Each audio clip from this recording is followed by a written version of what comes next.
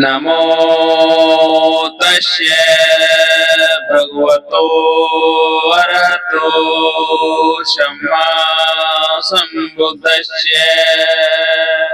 नमो तस्ये भगवतो अरहतो सम्मा सम्बुद्धस्ये। नमो तस्ये भगवतो अरहतो सम्मा सम्बुद्धस्ये। बुद्धं शरणं गच्छामि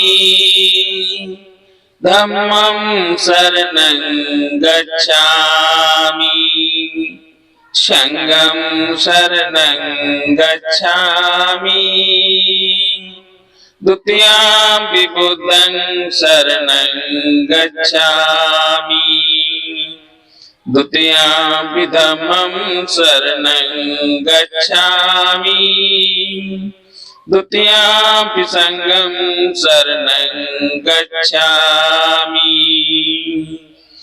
तृतीयं बुद्धं शरणं गच्छामि तृतीयं धम्मं शरणं गच्छामि तृतीयं संघं शरणं गच्छामि। बुद्धं शरणं गच्छामि धम्मं शरणं गच्छामि संघं शरणं गच्छामि द्वितीयं बुद्धं शरणं गच्छामि द्वितीयं धम्मं शरणं गच्छामि द्वितीयं संघं शरणं गच्छामि तृतीयं बुद्धं शरणं गच्छामि तृतीयं धम्मं शरणं गच्छामि तृतीयं संघं शरणं गच्छामि। बुद्धं शरणं गच्छामि धम्मं शरणं गच्छामि संघं शरणं गच्छामि द्वितीयं बुद्धं शरणं गच्छामि द्वितीयं धम्मं शरणं गच्छामि द्वितीयं संघं शरणं गच्छामि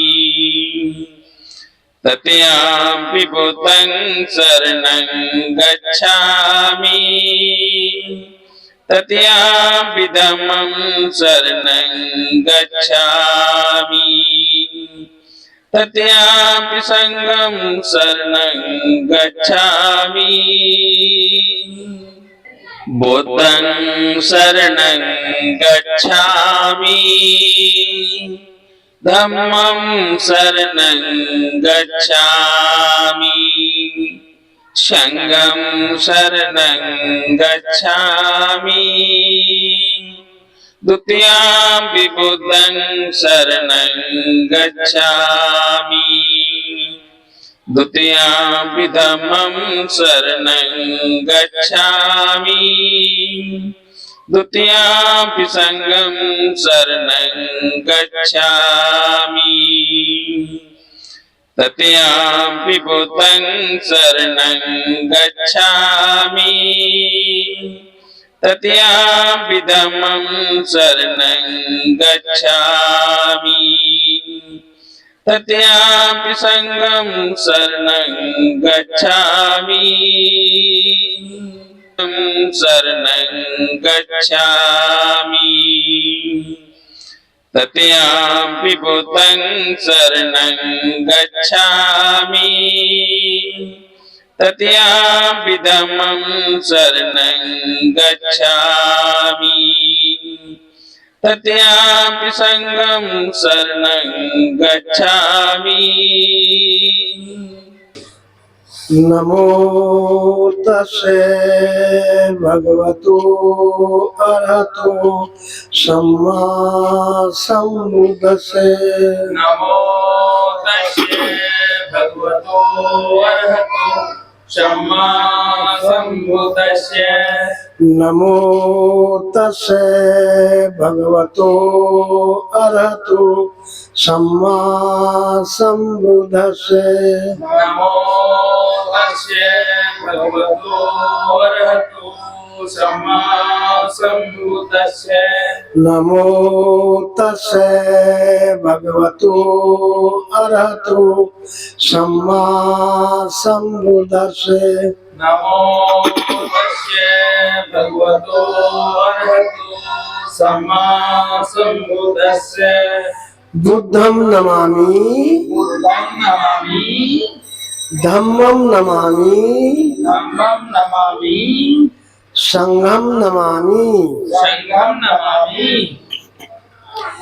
प्रत्येक रविवार की भांति आज भी डॉक्टर अंबेडकर भवन दौलतराम में बुद्ध वंदना का आयोजन, जिसका शुभारंभ त्रिशरण और पंचशील से। पहले त्रिशरण और पंचशील ग्रहण करेंगे। बुद्धं शरणं गच्छामि बुद्धं शरणं गच्छामि धम्मं शरणं गच्छामि धम्मं शरणं गच्छामि संघं शरणं गच्छामि संघं शरणं गच्छामि द्वितीयाम्पि बुद्धं शरणं गच्छामि द्वितीयाम्पि बुद्धं शरणं गच्छामि द्वितीयाम्पि धम्मं शरणं गच्छामि द्वितीयाम्पि धम्मं शरणं गच्छामि द्वितीयाम्पि संघं शरणं गच्छामि द्वितीयाम्पि संघं शरणं गच्छामि तृतीयाम्पि बुद्धं शरणं गच्छामि तृतीयाम्पि बुद्धं शरणं गच्छामि तृतीयाम्पि धम्मं शरणं गच्छामि तृतीयाम्पि धम्मं शरणं गच्छामि तृतीयाम्पि संघं शरणं गच्छामि तृतीयाम्पि संघं शरणं गच्छामि। अब पंचशील ग्रहण करेंगे। पाणातिपाता वेरमणि शिक्षापदं समादयामि पाणातिपाता वेरमणि शिक्षापदं समादयामि आदिन्नदाना वेरमणि शिक्षापदं समादयामि आदिन्नदाना वेरमणि शिक्षापदं समादयामि कामेषु मिच्छाचारा वेरमणि शिक्षापदं समादयामि कामेषु मिच्छाचारा वेरमणि शिक्षापदं समादयामि मुसावादा वेरमणि शिक्षापदं समादयामि मुसावादा वेरमणि शिक्षापदं समादयामि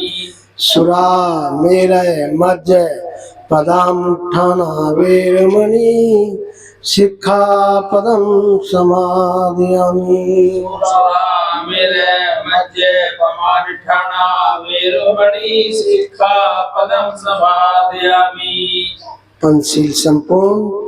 बोलो साधु साधु साधु। अब त्रिरत्न वंदना, बुद्ध वंदना, धम्म वंदना, संघ वंदना का हिंदी रूपांतरण हमारे श्रद्धेय बड़े भाई रुमाल सिंह जी।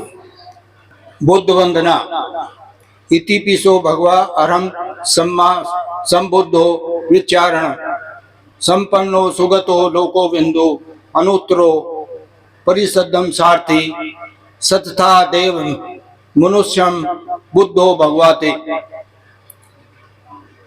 वह भगवान पूर्व बुद्धों की तरह सबके पूज्य सर्वश्रेष्ठ ज्ञान के ज्ञाता, सभी सद्विद्याओं और उनके आचरण से युक्त, सुंदर गति देने वाले, लोकांतर के रहस्यों को जानने वाले सर्वश्रेष्ठ महापुरुष हैं। आदित्य सारथी की भांति राग द्वेष और मोह में फंसे हुए मानव को ठीक रास्ते पर लाने वाले, देवताओं और मनुष्यों के शिक्षक, स्वयं बौद्धि स्वरूप और दूसरों को बोध कराने वाले, सर्वश्रेष्ठ चित्त परिशुद्ध से युक्त तथा सभी कलेशों से मुक्त सबके पूज्य हैं। मैं जीवन पर्यंत बुद्ध की शरण जाता हूँ। मैं भूतकाल, वर्तमान काल व भविष्य काल में जितने भी बुद्ध हैं होंगे, मैं उन सब की सदा वंदना करता हूँ। मेरी दूसरी कोई शरण नहीं है, केवल बुद्ध ही उत्तम शरण है। इस सत्य वचन से मेरा जय और मंगल हो। जो संपूर्ण दोष और मल से रहित भगवान बुद्ध हैं, मैं उनकी पवित्र पद धूल की नतमस्तक होकर वंदना करता हूँ। यदि अज्ञानवश बुद्ध के प्रति कोई दोष हो गया हो तो बुद्ध उसको क्षमा करें। संसार में जितने भी रत्न विद्वान हैं, उनमें से बुद्ध के समान कोई भी रत्न नहीं है। अतः मेरा कल्याण हो। बोधि वृक्ष के नीचे बैठकर जिन्होंने कामदेव की असंख्य सेना को हराया और ज्ञान प्राप्त करके बुद्धत्व लाभ किया, मैं ऐसे उत्तम बुद्ध को प्रणाम करता हूँ। भगवान बुद्ध ने अनुभव की कसौटी पर कसकर सुंदर ढंग से धम्म का वर्णन किया है। यह धम्म देखने और परखने योग्य है, सभी देशों और समयों में आचरण करने योग्य है। यह धम्म निर्वाण तक पहुंचाने वाला है। आओ इसे देखें और परखें। यह धम्म विद्वान लोगों द्वारा स्वयं अनुभव करने योग्य है। मैं जीवन पर्यंत धम्म की शरण जाता हूँ। मैं भूतकाल, भविष्य काल व वर्तमान काल के बुद्धों द्वारा उपदिष्ट धर्मों की सदा वंदना करता हूँ। मेरी दूसरी कोई शरण नहीं, केवल धम्म ही उत्तम शरण है। इस सत्य वचन द्वारा मेरा जय मंगल हो। मैं व्यवहार और परमार्थ के लिए श्रेष्ठ धर्म की नतमस्तक होकर वंदना करता हूँ। यदि अज्ञानवश मुझसे कोई दोष हो गया हो तो धर्म मुझे क्षमा करें।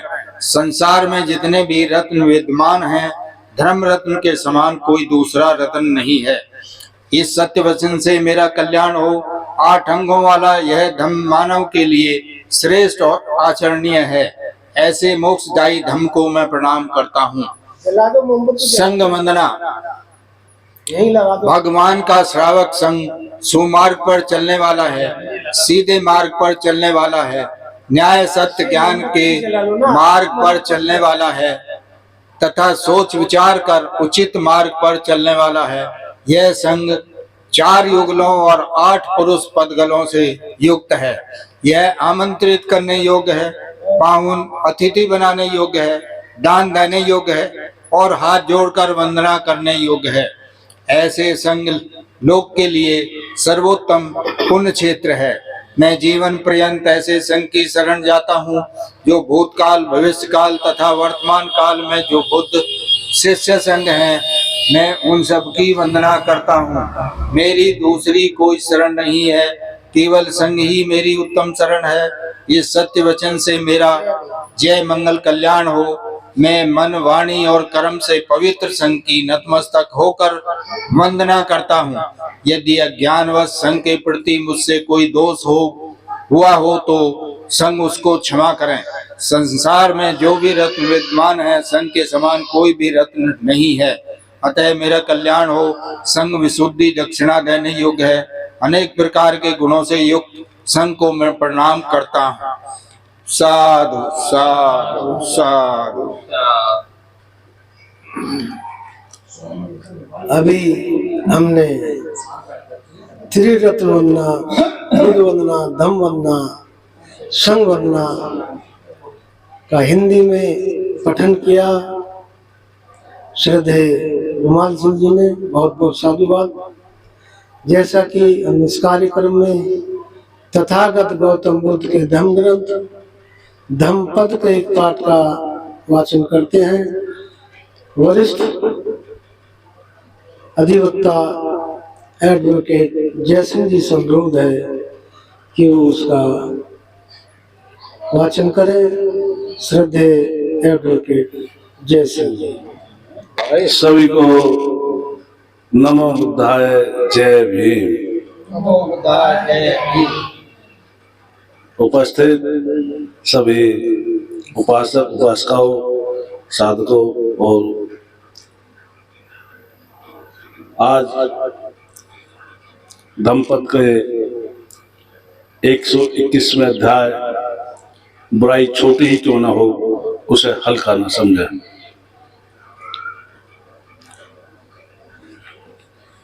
इस पर विचार दिया है, मेरे पास हरगिज नहीं आएगा, मुझसे पाप कर्म नहीं होगा, यह छोटा सा पाप मेरा कुछ अहित नहीं करेगा, ऐसा सोचकर, ऐसा मानकर पाप कर्म के प्रति लापरवाही नहीं बरतें, उसकी अनदेखी नहीं करें, अवहेलना नहीं करें। जैसे पानी की एक एक बूंद गिरते गिरते घड़ा भर जाता है, वैसे ही मूर्ख थोड़ा थोड़ा संचय करते पाप का घड़ा भर लेता है। पाप या पुण्य व्यक्ति जो कर्म करता है उसे छोटा समझकर नजरअंदाज नहीं करना चाहिए, उपेक्षा नहीं करनी चाहिए। लोग इस गलतफहमी और अहंकार में रहते हैं कि मैं बड़ा ज्ञानी, धार्मिक, शिक्षित, योगी हूँ, बुरे विचार मेरे मन में नहीं आएंगे, मुझसे बुरा कर्म नहीं होगा, राग द्वेष मोह काम क्रोध लोग मेरे पास नहीं आएगा, यह तो कमजोर लोगों के पास जाता है। भगवान बुद्ध मनुष्य को सचेत करते हुए कहते हैं कि ऐसा सोचकर पाप की उपेक्षा नहीं करें, यह तो बहुत सूक्ष्म रास्ते से भी आ जाता है, व्यक्ति को पता नहीं चलता, बाद में जब विकराल रूप धारण कर दुख के कड़वे फल देता है तब ही पता चलता है।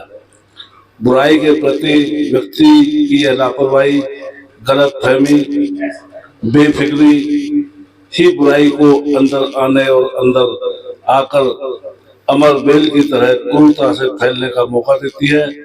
कोई यह सोचता हो कि एक बार क्रोध कर लूं, एक छोटी चीज की चोरी कर लूं, छोटा भ्रष्टाचार कर लूं, दवा में हल्की सी मिलावट कर लूं, आज एक दिन ही शराब पी लूं, बाद में ऐसा बुरा काम नहीं करूंगा, लेकिन यह शुरुआत रुकता नहीं, अगले दिन फिर बुरे कर्म की विचार आएगा, फिर बार बार आएगा और एक दिन ऐसा होगा कि व्यक्ति उसके बिना रह नहीं सकेगा, वह उसको स्वभाव आदत लत बन जाएगा।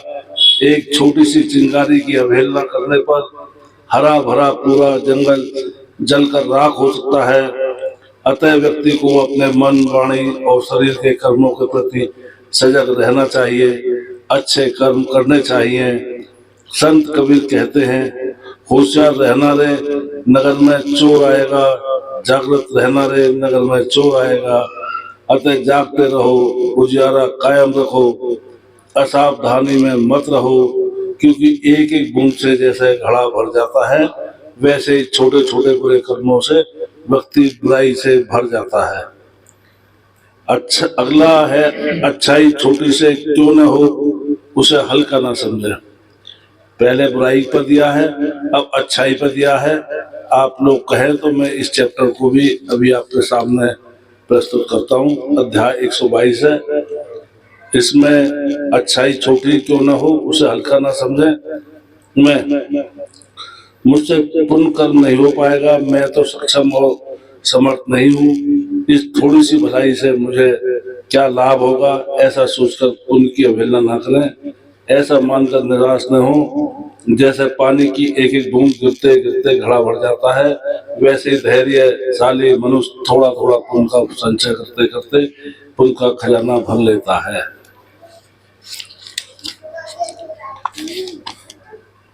प्राय लोग ऐसा सोचकर निराश हो जाते हैं कि क्या मैं अच्छे कर्म कर पाऊंगा, हमसे तो ध्यान, दान, ज्ञान, साधना हो ही नहीं सकेगी, अच्छे कर्म करना हमारे बस की बात नहीं। मुझे ये विश्वास नहीं कि मैं नशा छोड़ पाऊंगा। मेरे लिए क्रोध कम करना संभव नहीं है। बहुत कोशिश करता हूँ लेकिन क्रोध आ ही जाता है। आदि दरअसल इस तरह के निराशावादी और नकारात्मक विचार ही व्यक्ति को आगे बढ़ने नहीं देते हैं, जबकि हर व्यक्ति में अपार ऊर्जा और क्षमताएं हैं। जरूरत है दृढ़ संकल्प की। भगवान बुद्ध कहते हैं, तुम्हें कभी भी जरा भलाई का काम करने का विचार आए तो यह मन सोचना कि इतना सा छोटा सा पुण्य कर्म क्या करना, करेंगे तो कोई बड़ा पुण्य कर्म करेंगे, यह नहीं सोचना चाहिए कि यह तो छोटा पुण्य है। कर्म और कर्म है क्योंकि छोटे छोटे अच्छे कर्म करते रहोगे तो एक दिन ये बहुत बड़े बन जाएंगे। पानी की बूंद बूंद गिरने से घड़ा भर जाता है। इसलिए मनुष्य को छोटे छोटे कर्मों का विचार छोड़कर छोटे छोटे अच्छे कर्म में ही मन लगाना चाहिए। छोटे हैं ऐसा सोचकर उन्हें टालना नहीं चाहिए, क्योंकि जो पुण्य हम करते हैं उनका फल तो संचित होगा ही और वह सुखदायी भी होगा। 123 है, जिसका सुख शांति चाहते हो बुरे कर्म करना छोड़ें। उचित रहेगा अगले सप्ताह के लिए 123 और 24। और आप सबका बहुत बहुत साधुवाद। आपने बुद्ध और धम्म का एक अध्याय पढ़ा। बहुत बहुत साधुवाद साधुवाद साधुवाद।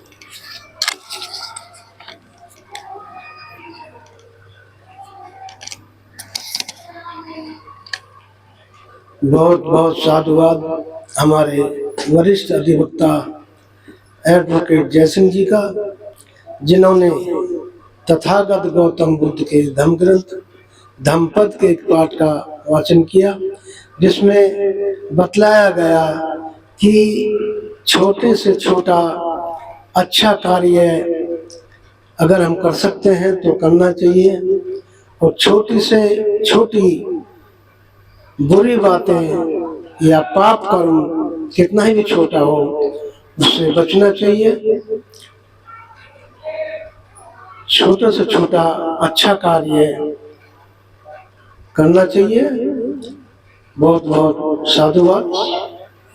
अब जैसा कि हम इस कार्यक्रम में बाबा साहब द्वारा लिखित धार्मिक ग्रंथ तथागत गौतम बुद्ध और उनका धम्म एक पाठ का वाचन करते हैं।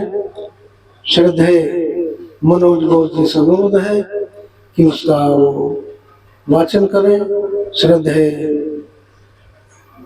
मनोज बोस जी।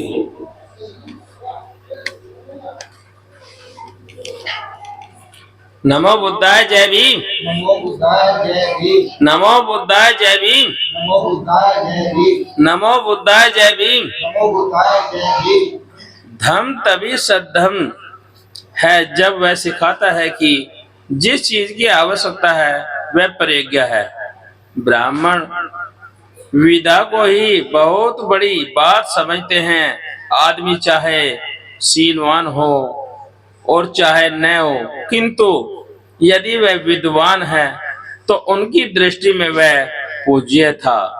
उन्होंने कहा है कि राजा तो अपने देश में ही पूजा जाता है, किंतु विद्वान सर्वत्र और पूजित होता है। इसका मतलब है विद्वान राजा से बढ़कर तथागत ने प्रज्ञा को विद्या से भिन्न वस्तु माना है। कहा जाता है कि ब्राह्मणों ने भी प्रज्ञा और विज्ञा को एक ही नहीं माना। यह सही हो सकता है, किंतु बहुत ही प्रज्ञा की कल्पना है और ब्राह्मणों की प्रज्ञा की कल्पना में जीवन आसमान का अंतर है। तथागत के अनुसार अंगुत्तर निकाय और आय अपने एक प्रवचन में इस भेद को बहुत अच्छी तरह से स्पष्ट किया है कि एक बार बुद्ध राजगृह के समीप वेलु वन रामा के कलंदक विहार में ठहरे हुए थे। उस समय मगध का एक बड़ा अमात्य वर्षकर और ब्राह्मण बुद्ध के दर्शनार्थ आया और कुशल क्षेम पूछ चुकाने पर वह जाकर एक और बैठ गया।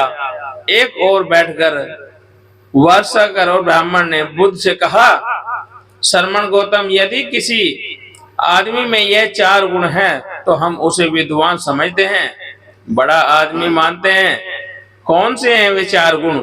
श्रमण गौतम, वह एक विज्ञ होता है, जो कुछ वह सुनता है, सुनते ही वह उसके अर्थ को जानता है। वह कहता है कि इस कथन में यह अर्थ है।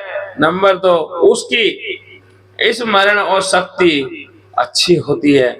वह बहुत पुरानी कही गई यह की गई बात को याद रखता है। वह अपने गृहस्थी के कार्यों के कुशल होता है। वह यह जानता है कि क्या करना योग्य है, क्या व्यवस्था उचित है। श्रमण गौतम, यदि किसी आदमी में ये 4 गुण हैं तो हम उसे बड़ा विद्वान समझते हैं, बड़ा आदमी समझते हैं। अब हे श्रमण गौतम, यदि आप मेरे कथन का समर्थन करना योग्य समझते हो तो मैं समर्थन करें, खंडन करना योग्य समझो तो खंडन करें। ब्राह्मण, मैं तुम्हारा समर्थन करता हूँ और न विरोध करता हूँ। मैं उस आदमी को बड़ा विद्वान समझता हूँ जिसमें ये 4 गुण हैं, जो कि तुम्हारे बताए 4 गुणों से सर्वथा भिन्न है। ब्राह्मण, एक आदमी बहुत जनों के हित के लिए होता है, बहुत जनों के कल्याण के लिए होता है। उसके कारण बहुत से आदमी सुंदर, हितकार और आर्थिक पद के अनुआगामी हैं। वह जिस विषय में मन को लगाना चाहता है उस विषय में वह मन को लगा सकता है। जिस विषय में मन को नहीं लगाना चाहता उस विषय में वह मन को उधार जाने से रोक सकता है। जिस संकल्प को वह मन में उत्पन्न होने देता है, चाहता है कि उस संकल्प को मन में उत्पन्न होने देता है। जिस संकल्प को मन में उत्पन्न होने देता है, नहीं चाहता उस संकल्प को मन में उत्पन्न होने नहीं देता। इसी प्रकार उसे अपने विचारों पर अधिकार होता है। वह जब चाहे बिना कठिनाई के, बिना तकलीफ के चारों लोकांतर को ध्यानों में प्राप्त कर सकता है, जो इसी जीवन में भी सुख विहार के लिए है। और हे ब्राह्मण, वह इसी जन्म में अष्टवत्यों का क्षय कर अष्टवक्षय ज्ञान को प्राप्त हो, चित्त की विमुक्ति को प्राप्त करता है। प्रज्ञा द्वारा विमुक्ति को प्राप्त कर वह इससे विहार करता है। इसीलिए हे ब्राह्मण, न मैं तुम्हारा समर्थन करता हूँ और न विरोध करता हूँ। मैं उस आदमी को बड़ा विद्वान आदमी समझता हूँ। मैं उस आदमी को बड़ा आदमी समझता हूँ जिसमें कि ये 4 जो तुम्हारे बताए गुणों से समर्था और भिन्न है। श्रमण गौतम, यह अद्भुत बात है। श्रमण गौतम, यह अद्भुत है। आपने यह कितनी सुंदर व्याख्या की है कि मैं स्वयं समझता हूँ कि श्रमण गौतम, मैं 4 गुणों में हूँ। श्रमण गौतम बहुत जनों का हित करने में रत है। श्रमण गौतम बहुत जनों के लिए कल्याण में रत है। श्रमण गौतम द्वारा बहुत से आदमी सुंदर, हितकार आर्य मार्ग में प्रतिष्ठान हुए हैं। श्रमण गौतम, जिस विषय में आपने मन को लगाना चाहते हैं उस विषय में मन को लगा सकते हैं। इस प्रकार उन्होंने अपने विचारों पर अधिकार होता है।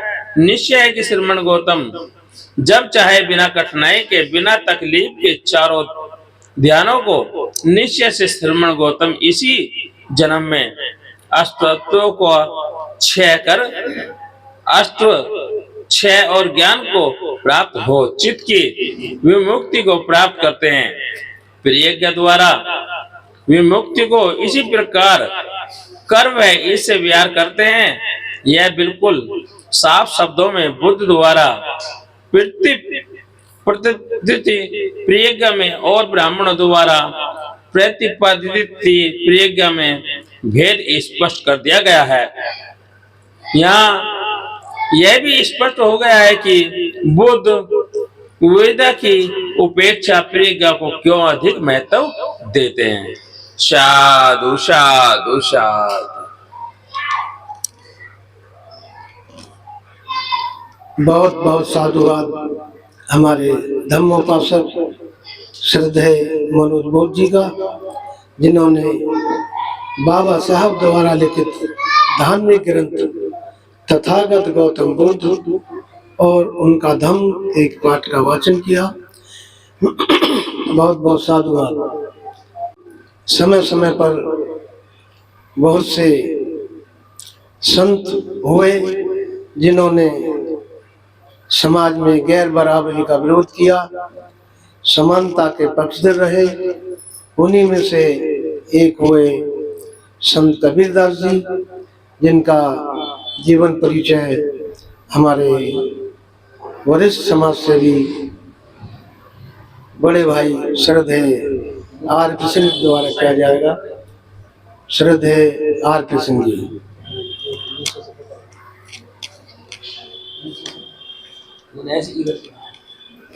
करुणा के सागर तथागत बुद्ध भारत ने विश्व रत्न बाबा साहब के श्री चरणों पुष्पांजलि अर्पित करते हुए हर सप्ताह की भांति दौलतपुरा बुद्ध विहार में संपन्न हो रही बुद्ध वंदना के शुभ अवसर पर उपस्थित सभी उपासकगण, उपासिकाएं, प्यारे बच्चों, मुझे आदरणीय महामानव संत कबीरदास जी की विषय में वंचन करने का आदेश हुआ।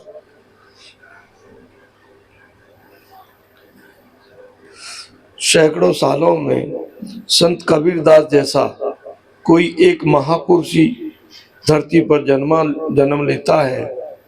कबीर ने वर्ण व्यवस्था, जन्म मरण, जाति श्रेष्ठता, सांप्रदायिकता और भाषाई अभिजात्य को तथा धार्मिक आडंबरों का विरोध कर एक सभ्य समाज निर्माण करके सामाजिक विषमता को पाटने का प्रयास किया। सृष्टि निर्माण की प्रगति की सहज प्रक्रिया माना है। कबीर एक स्पष्टवादी सांप्रदायिक क्रांतिकारी विचारक कवि थे। सिखों के धार्मिक ग्रंथ गुरु ग्रंथ साहिब में कबीर के 541 समतावादी एवं मानवीय संतों को स्थान दिया गया है। संत कबीर का जन्म सन 1440 में काशी में हुआ था। कबीर पंथ एक विशाल धार्मिक समुदाय है जो संत मत संप्रदायों के प्रवर्तक के रूप में कबीर की पहचान होती है। कबीर पंथ के सदस्यों को कबीर पंथियों के रूप में जाना जाता है, जिन्होंने पूरे उत्तर और मध्य भारत में कबीर ग्रंथ का विस्तार किया था। कबीरदास की रचनाएं कबीर बीजक, कबीर ग्रंथावली, अनुराग सागर, सखी ग्रंथ आदि आज भी प्रसिद्ध हैं। यह बात बिल्कुल स्पष्ट है कि भारत में धर्म, भाषा, संस्कृति किसी की भी चर्चा बिना कबीर के अधूरी जैसी रहेगी। कबीरदास ने पाखंडवाद और आडंबरवाद की राह को छोड़कर अपनी एक अलग पहचान बनाई। कबीरदास के जन्म के दौरान देश की हालत बहुत ही गंभीर थी। हर तरफ धार्मिक कर्मकांड किए जाते थे। ब्राह्मणों द्वारा पाखंडवाद मूल रूप से देश में फैला हुआ था। संत कबीर भारत के ऐसे पहले कवि माने जाते हैं जिन्होंने आडंबरवाद और पाखंडवाद को हटाकर उसका डटकर विरोध किया। उन्होंने अपनी रचनाओं में हमेशा पाखंडवाद का विरोध किया है। भारत देश में कबीर अकेले ऐसे कवि थे जिन्होंने अपनी वाणी में हिंदू मुस्लिम धर्म में व्याप्त कुरीतियों, पाखंडवाद व धर्मांधता के खिलाफ सीधा सीधा कटाक्ष किया है और सभी को इन सभी ढकोसले से दूर रहकर मानवता का पाठ पढ़ाने और मित्रता का संदेश दिया है। उन्होंने आजीवन अपनी रचनाओं में समाज की पाखंडवाद के बाहर समाज को पाखंडवाद के से बाहर निकलने का रास्ता दिखाया है। कबीरदास की वाणी को हिंदी में साहित्य के रूप में बहुत ही आदर सम्मान के साथ रखा गया है। कबीर की वाणी इतनी महान थी कि उनकी वाणी को गुरु ग्रंथ साहिब में शामिल किया गया है। कबीरदास ने अपनी रचनाओं में आम बोलचाल की भाषा का ही प्रयोग किया है। इसके कारण उनकी रचनाओं को आसानी से पढ़ा और समझा जा सकता है। कबीर की रचनाओं में आम बोलचाल होने के साथ साथ गहन अर्थ भी होता है जो समाज को अंधकार से प्रकाश की ओर ले जाने में सहायक माना जाता है। कबीरदास की रचना की एक और विशेषता यह थी कि उन्होंने शास्त्रीय भाषा का अध्ययन नहीं किया था, लेकिन फिर भी उनकी भाषा में परंपरा से चली आ रही विशेषताएं मौजूद हैं। भारत में कितने लेखक पैदा हुए, लेकिन वर्षों के इतिहास में कबीरदास जैसा लेखक, महान संत और एक समाज सुधारक पैदा नहीं हुआ है। कबीरदास हमेशा एकता की बात करते थे, इसलिए उनको हिंदू और मुस्लिम एकता का भी प्रतीक माना जाता है। कबीरदास की रचनाएं समाज की हकीकत बयां करती है। वह हिंदू मुस्लिम दोनों ग्रंथों में मौजूद आडंबरों का करारा जवाब देती हैं। कवि और समाज सुधारक के रूप में कबीरदास पाखंडवाद और आडंबरवाद के विरोधी थे। उन्हें अंधविश्वास से सख्त नफरत थी। हिंदू धर्म के अनुसार मृत्यु के पश्चात लोगों को बनारस में मोक्ष मिलता है, लेकिन कबीरदास ने इस बात का विरोध किया है। वह ज्वाला व्यवसाय और कलाकारों से संबंधित थे। उनका मानना था कि कर्मों के अनुसार ही मनुष्य को सच्चा सुख मिलता है। उन्होंने कहा कि मनुष्य के दुखों का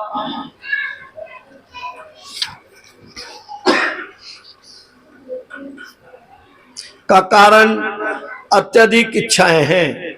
अपने लेखनी से मनुष्य का जीवन बदलने के बाद सन 1518 में कबीरदास की मृत्यु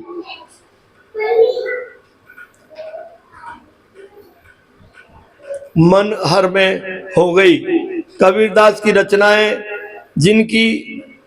जितनी उनके समय में प्रसिद्धि थी, उतनी ही आज भी समय में प्रसिद्धि है।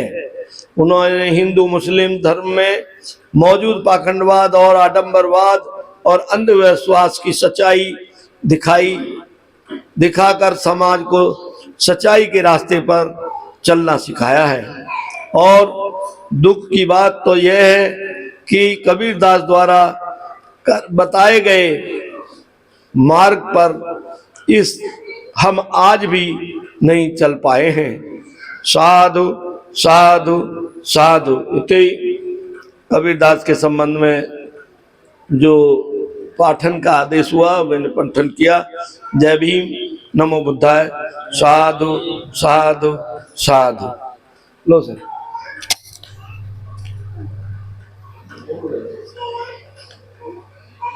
बहुत बहुत साधुवाद हमारे वरिष्ठ समाज सेवी श्रद्धेय आरपी सिंह जी का, जिन्होंने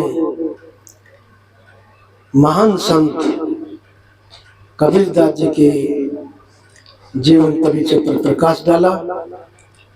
संत कबीर आडंबर, अंधविश्वास, पाखंडवाद के बिल्कुल विरोधी थे। समाज में सब समान रहें इसके हिमायती थे और पत्थर पूजा के बिल्कुल एकदम खिलाफ थे। वो पत्थर पूजने वालों से उन पर कटाक्ष करते थे कि पाहन पूजे हरि मिले तो मैं पूजूं पहाड़, यास है तो चाखी बड़ी तीस खाए संसार। वो पूछते हैं अंधविश्वासी लोगों से कि अगर पत्थर पूजने से भगवान मिल जाए तो मैं पहाड़ पूज दूंगा। अरे इससे तो वो पत्थर की चाकी भली है, अच्छी है, जिसका सब सारा संसार पिसा हुआ खाता है। इसलिए वो पाखंडवाद के, अंधविश्वास के, आडंबर के सख्त विरोधी थे और आपसी भाईचारा, समानता, आपस में सब मिलकर रहें, इसके लिए उन्होंने जीवन भर अपने रचनाओं द्वारा लोगों में प्रचार प्रसार किया। और अब जो है समापन की ओर और क्या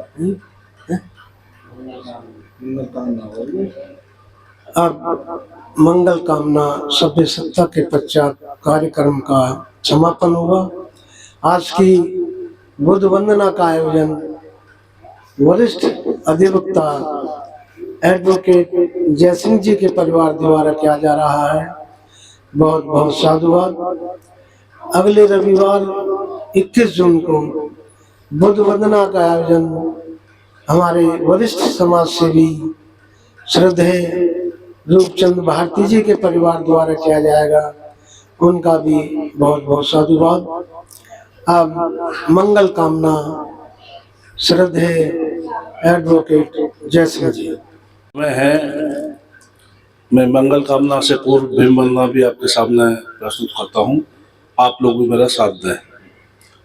तेरी जय हो भीम, महान बना दिया भारत का संविधान। तेरी जय हो भीम, महान बना दिया भारत का संविधान। तेरी जय हो भीम, महान बना दिया भारत का संविधान। तेरी जय हो भीम, महान बना दिया भारत का संविधान। तूने मनोविधान जलाया, भारत का संविधान बनाया। तूने मनोविधान जलाया, भारत का संविधान बनाया। तूने पाया जग में मान, बना दिया भारत का संविधान। तूने पाया जग में मान, बना दिया भारत का संविधान। तूने दलित अछूत जगाए, उनको सब अधिकार दिलाए। तूने दलित अछूत जगाए, उनको सब अधिकार दिलाए। भर दिया उनमें स्वाभिमान, बना दिया भारत का संविधान। भर दिया उनमें स्वाभिमान, बना दिया भारत का संविधान। तूने भारत की सब नारी, शोषित पीड़ित दलित उभारी। तूने भारत की सब नारी, शोषित पीड़ित दलित उभारी। उनको दे अधिकार समान, बना दिया भारत का संविधान। उनको दे अधिकार समान, बना दिया भारत का संविधान। देकर बौद्ध धर्म की माया, कर दी बोधि वृक्ष की छाया। देकर बौद्ध धर्म की माया, कर दी बौद्ध वृक्ष की छाया। मिल गए हमें बुद्ध भगवान, बना दिया भारत का संविधान। मिल गए हमें बुद्ध भगवान, बना दिया भारत का संविधान। जब तक है सागर में पानी, अमर रहेगी भीम कहानी। जब तक है सागर में पानी, अमर रहेगी भीम कहानी। रहेगा अमर भीम बलिदान, बना दिया भारत का संविधान। रहेगा अमर भीम बलिदान, बना दिया भारत का संविधान। चरणों शोषित शीश झुकाते, हम श्रद्धा के सुमन चढ़ाते। चरणों शोषित शीश झुकाते, हम श्रद्धा के सुमन चढ़ाते।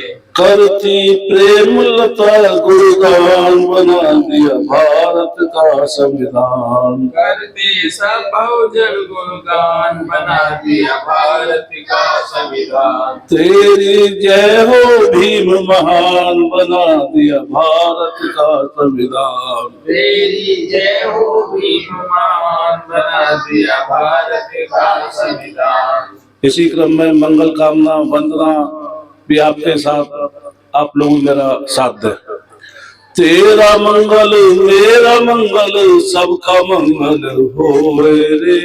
तेरा मंगल मेरा मंगल, सबका मंगल होए रे। सबका मंगल सबका मंगल, सबका मंगल होए रे। सबका मंगल सबका मंगल, सबका मंगल होए रे। बुद्धं शरणं गच्छामि, से सबका मंगल होए रे। बुद्धं शरणं गच्छामि, से सबका मंगल होए रे। धम्मं शरणं गच्छामि, से सबका मंगल होए रे। धम्मं शरणं गच्छामि, से सबका मंगल होए रे।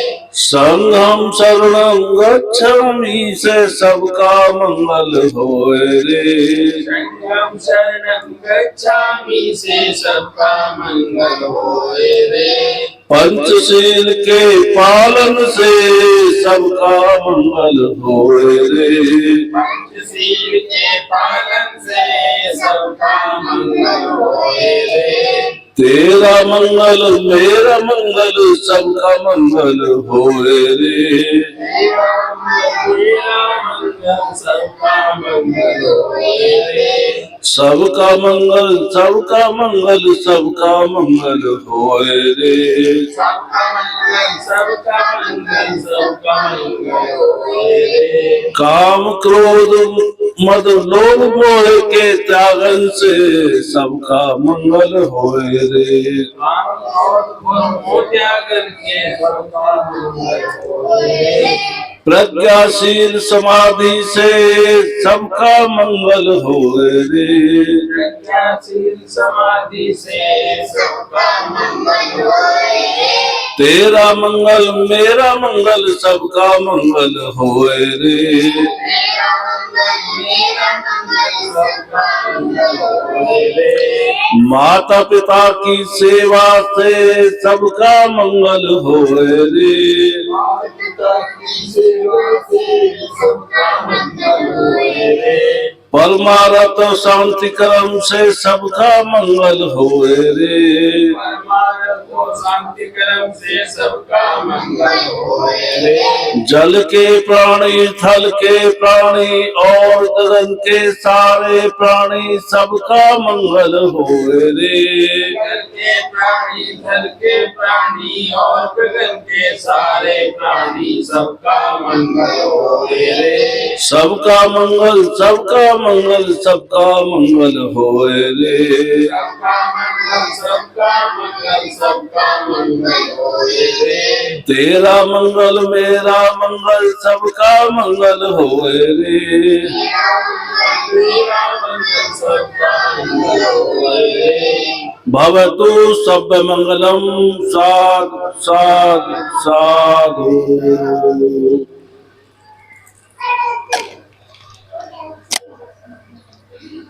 अभी हमने संपूर्ण जगत के कल्याण के लिए मंगल कामना की। बहुत बहुत साधुवाद हमारे वरिष्ठ अधिवक्ता एडवोकेट जयसिंह जी का। अब कार्यक्रम समापन की ओर सभ्य सत्ता के पश्चात सभी पुष्प अर्पित करेंगे। बच्चे शोर नहीं मचाएंगे, बैठे रहेंगे।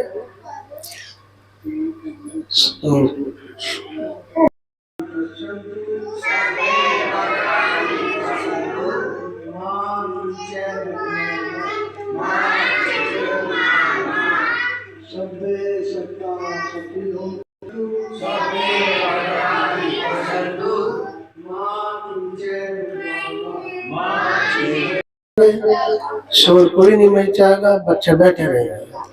बुद्धं नमामि, बुद्धं नमामि, धम्मं नमामि, धम्मं नमामि, संघं नमामि। साधु। परम पूज्य बाबा साहब डॉक्टर अंबेडकर जी को नमन करते हुए दौलतपुरा बुद्ध विहार में आयोजित बुद्ध वंदना में हम तथागत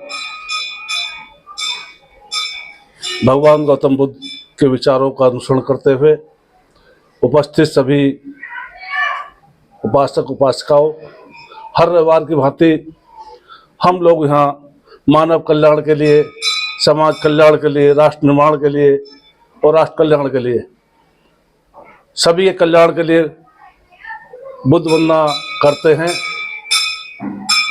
सभी लोग दूर दूर से भी आते हैं और यहाँ लोकल भी सभी रहते हैं। इस अवसर पर तथागत बुद्ध ने जैसा कि हम लोगों को संदेश दिया है, अप्रदीपो भव, हम ही अपने हर वचन, हर कर्म, हर जिज्ञासा के लिए स्वयं जिम्मेदार हैं। जो भी है हमें अपने आप में ही अपनी मानव संरचना है उस सब पे जो हमें अच्छा लगता है, जो हमारे लिए कल्याणकारी है, जो वैज्ञानिक है, जो अंधविश्वास से दूर है, पाखंडवाद से दूर है, इस सब जैसे कि 2500 साल पहले से ये व्यवस्था चली आ रही है, जिसे पंचशील, शील समाधि प्रज्ञा, अष्टांगिक मार्ग के द्वारा मानव अपने जीवन का संपूर्ण उद्धार कर सकता है। हर चीज के लिए हम स्वयं ही जिम्मेदार हैं, अच्छे के लिए, बुरे के लिए, कल्याण के लिए और अकल्याण के लिए। हम जैसा करेंगे वैसा ही हमें उसका फल मिलना जरूरी है। जैसा हमारा मन होगा या जैसा हमारा तन होगा और जैसा हम लोग अन्न या कुछ ग्रहण करेंगे, उस ऐसा ही हमारा मन और तन होगा। यही अपदीपो भव का सिद्धांत है कि हम ही अपने आप में अपना कर्म के, अपना व्यवहार के, अपने उसका हम ही मूल्यांकन करेंगे, हमें ही उसका लाभ और हानि होगी। इसी सब के साथ उपस्थित सभी बुद्ध वंदना में आए हुए श्रद्धेय समाज सेवी आरपी सिंह जी, प्रबंधक भजनलाल जी, श्रद्धेय रुमाल सिंह जी, श्रद्धेय जयचंद जी, माता जी, मनोज बौद्ध जी, उपस्थित सभी श्रद्धालुओं और उपासक उपासिकाओं का बहुत बहुत साधुवाद।